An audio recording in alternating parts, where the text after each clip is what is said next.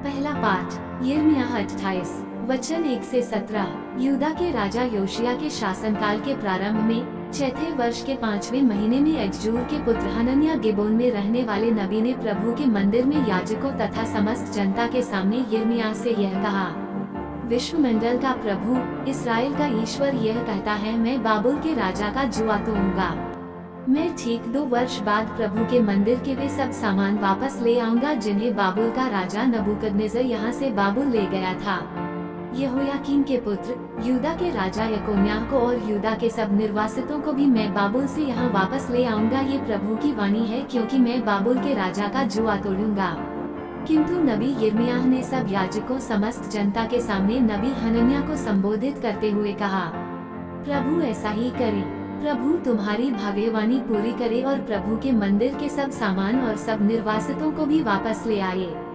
किंतु जो बात मैं तुमको और सारी जनता को बताने जा रहा हूँ उसे ध्यान से सुनो। तुम्हारे और मेरे पहले जो नबी थे वे प्राचीन काल से शक्तिशाली देशों और बड़े राज्यों के लिए युद्ध, विपत्ति और महामारी की भविष्यवाणी करते आ रहे हैं। जो नबी शांति की भविष्यवाणी करता है वह तभी प्रभु का भेजा हुआ नबी माना जा सकता है जब उसकी भविष्यवाणी पूरी हो जाए। इस पर नबी हनन्याह ने नबी यिर्मयाह के कंधे पर से जुआ उतारा और उसे तोड़ डाला।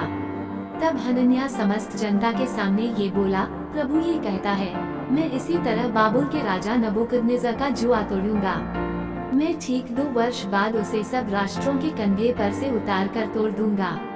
इसके बाद नबी यिर्मयाह अपनी राह चला गया। जब हनन्याह ने नबी यिर्मयाह के कंधे पर से जुआ उतार कर तोड़ दिया था तो उसके थोड़े समय बाद प्रभु की वाणी यिर्मयाह को ये कहते हुए सुनाई दी, जाओ और हनन्याह से कहो, ये प्रभु की वाणी है, तुमने लकड़ी का जुआ तोड़ा, इसके बदले लोहे का जुआ आएगा। क्योंकि विश्वमंडल का प्रभु इस्राएल का ईश्वर यह कहता है, मैं सब राष्ट्रों के कंधे पर लोहे का जुआ रखने जा रहा हूँ। वे सब बाबुल के राजा नबूकदनेस्सर के अधीन होंगे। मैंने बनेले पशुओं को भी उसके अधीन कर दिया है। नबी यिर्मयाह ने नबी हनन्याह से कहा, हनन्याह ध्यान से मेरी बात सुनो, प्रभु ने तुमको नहीं भेजा है, तुमने इस प्रजा को झूठी आशा दिलाई है। इसलिए प्रभु ये कहता है, मैं तुमको इस पृथ्वी पर से मिटा दूंगा। तुम इसी वर्ष मर जाओगे, क्योंकि तुमने प्रभु के विरुद्ध विद्रोह का प्रचार किया है। उसी वर्ष के 7वें महीने नबी हनन्याह का देहांत हो गया। सुसमाचार मत्ती 14 वचन 22 से 36। इसके तुरंत बाद ईसा ने अपने शिष्यों को इसके लिए बाध्य किया कि वे नाव पर चढ़कर उनसे पहले उस पार चले जाएं। इतने में वे स्वयं लोगों को विदा कर देंगे। ईसा लोगों को विदा कर एकांत में प्रार्थना करने पहाड़ी पर चढ़े। संध्या होने पर वे वहां अकेले थे। नाव उस समय तट से दूर जा चुकी थी। वो लहरों से डगमगा रही थी, क्योंकि वायु प्रतिकूल थी। रात के 6वें पहर ईसा समुद्र पर चलते हुए शिष्यों की ओर आए। जब उन्होंने ईसा को समुद्र पर चलते हुए देखा तो वे बहुत घबरा गए और यह कहते हुए, यह कोई प्रेत है, डर के मारे चिल्ला उठे।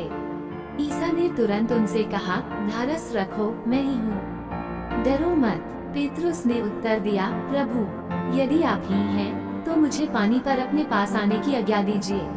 ईसा ने कहा, आज जाओ।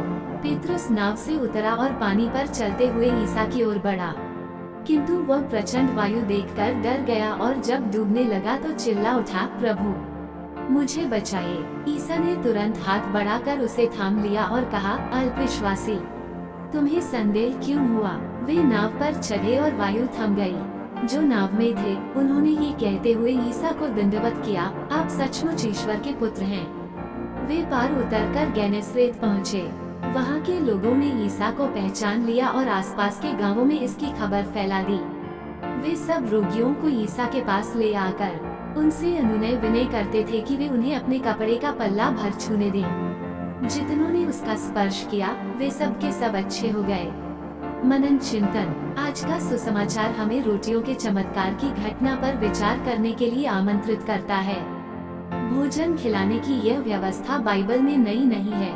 निर्गमन ग्रंथ अध्याय 16 में जब इस्राएलियों ने मूसा को पुकारा तो ईश्वर ने स्वर्ग से मन्ना बरसाया। उन्हें बटेर का मांस दिया जाता था और जब वे प्यासे होते थे तो उन्हें चट्टान से पानी दिया जाता था। ईश्वर ने उनकी आवश्यकताओं को पूरा करने के लिए उदारतापूर्वक उन्हें सब कुछ प्रदान किया। हमारे करुणामय पिता ईश्वर जरूरतमंदों की देखभाल करने से कभी नहीं थकते। जैसा कि स्तोत्रकार ने स्तोत्र 78 वचन 19 में पूछा है, क्या ईश्वर जंगल में मेज बिछा सकता है? हाँ, वो ऐसा कर सकता है।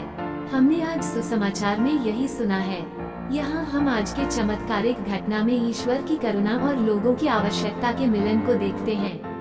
ये ईश्वर की शक्ति और शिष्यों की असहाय अवस्था का मिलन है। सच में लोगों को भोजन की अत्यंत आवश्यकता थी और वो पूरी हो गई।